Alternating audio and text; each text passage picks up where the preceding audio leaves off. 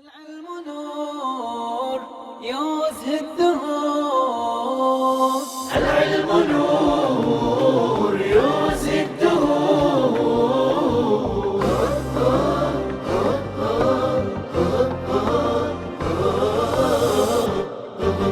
قال الإمام الصادق وهو الكتاب الناطق.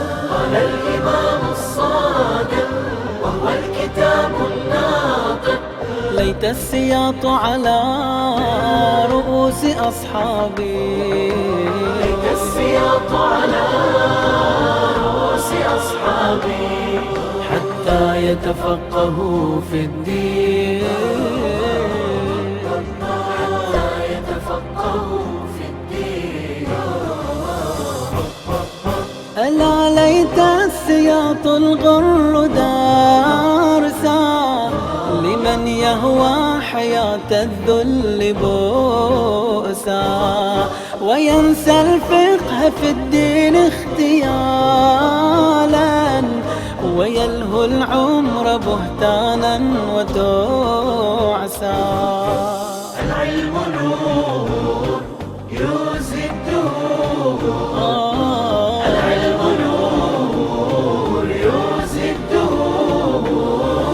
بفقه المصطفى رفع اشتباهه، وطاب الحكم نهجا بانتقاه، وفي الآيات حكم الدين يزهو، وفقه الآل وهج من ضياه.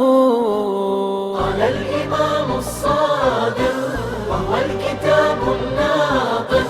قال الإمام الصادق وهو الكتاب الناطق. ليت السياط على رؤوس أصحابي، ليت السياط على رؤوس أصحابي حتى يتفقهوا في الدين، حتى يتفقهوا في الدين.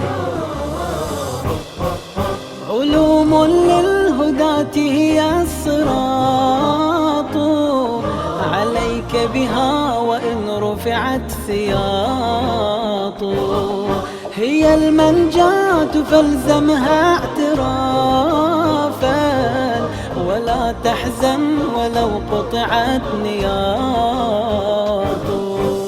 العلم نور يزهي الدهور.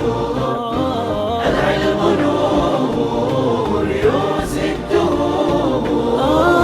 وأسرار الهدى في العلم جوهر، فزد علما تزد فضلا وتظفر، بفردوس الإله الطاهر نزلا، ومن نهر الهدى يسقيك كوثر.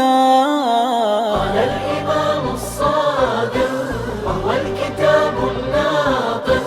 قال الإمام الصادق وهو الكتاب الناطق. ليت السياط على رؤوس أصحابي، ليت السياط على رؤوس أصحابي حتى يتفقهوا في الدين، حتى يتفقهوا في الدين. تعلم حكم شرع الله تسلم، ففي الأحكام منجاة ومغنم، وكل الدين مسألة لفقه، فقف عند السؤال الزهر وافهم. العلم نور يزهي الدهور. العلم نور يزهي الدهور. وكل الخلق في الآفاق وردا، وللروض الرطيب الغصن وردا، إذا ما جن ليل العمر أنسى، فقم فك الهوى واكسره قيدا.